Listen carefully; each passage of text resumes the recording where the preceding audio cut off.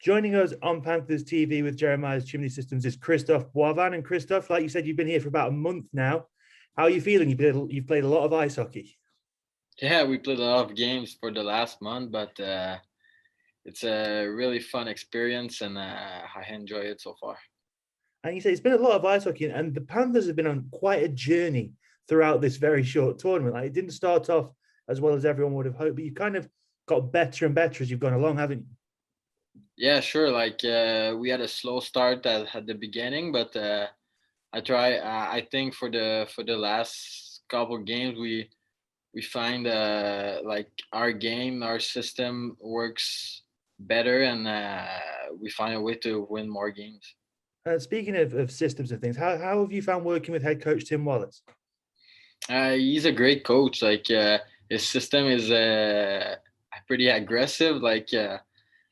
But like every player join I don't know how to say it. Sorry. Uh, It's fine. Kevin did the same buy thing. in, we buy in his system, and so far it worked pretty well. And then you've played a lot in this tournament. I think you've played exclusively with Kevin Domingue on your other wing. The centers have rotated around a bit. But how have you and Kevin developed such a quick chemistry between yourselves? Yeah, we took the plane together. We talked a bit before the tournaments, and we did not expect to play together. But when we arrived the first couple of days, we were on the same line, and I think we our chemistry is pretty good. Like he's a good skater, fast player, same as me. So we like to play with each other. And you've added Brett Pellini to that mix now. He's become you three guys are the most, I think, the most set line on the Panthers roster. How have you found playing with Brett ever since he joined the team? Yeah, he's a real pro player. Like he's got a lot of experience in this league and other league in professional hockey, and he's a great center, like good shooter, and he's making great plays. And me and Kevin just trying to to buy in his game, and everything's going good so far. Now, you don't play with either of those two guys when it comes to overtime, though. You spend a lot of time with Austin Kangallosi, and you two have been responsible for two overtime game winners. You and him must enjoy playing together so much with all that ice out there and your speed. Yeah, Austin's a fast player like me, and like before each overtime we talk together, and we just say like play fast, and it's 3-on-3, so there's a lot of space, and we had two overtime winners, and it was pretty fun. How nice is it when, again, like against Sheffield, when you win it 17 seconds into overtime, when a set play like that just works perfectly? Yeah, it's a perfect situation. Like on this play, Austin won the face-off, and we just set our play. He took some speed behind the net. I just give him the puck, and I went straight at the net, and he found me on the back door. So it was a perfect play. And then when you're scoring overtime game winners, are they the moments when you miss a crowd the most?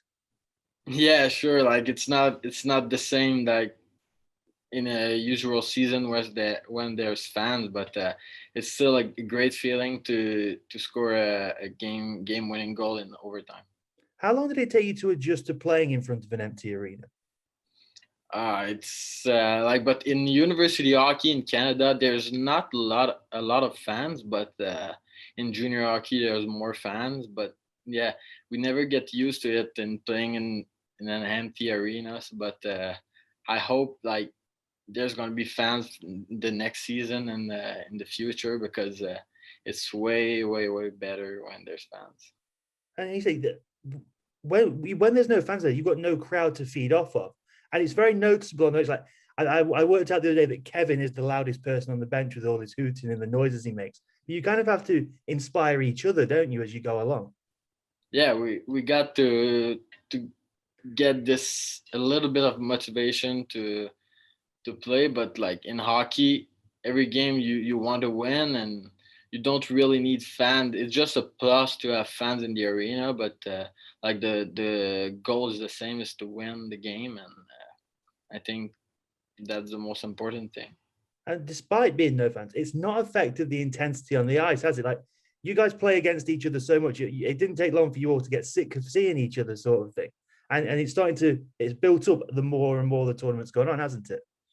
Yes, exactly. Like we played 4 times against each team, and like we create some rivalry against each other, and it's pretty intense. The games are fast. It's a hard game, but like you said, we know every team and the playoffs coming, so it's gonna be great hockey. And with the playoffs coming, it's obviously the first is two legs against Coventry. How important was it to get to finally beat them in the tournament on Sunday?